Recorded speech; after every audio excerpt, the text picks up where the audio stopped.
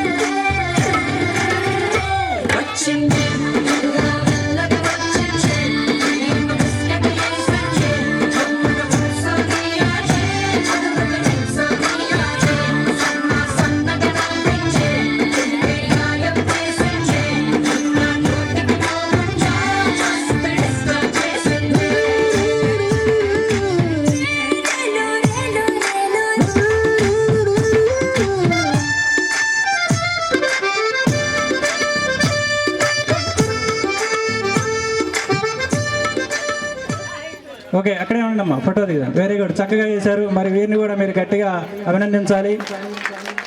లైన్లో ఉండడం, ఫోటో తీస్తారు. నెక్స్ట్ సోకలాడి చిట్టమ్మ, రెడీగా ఉండాలి.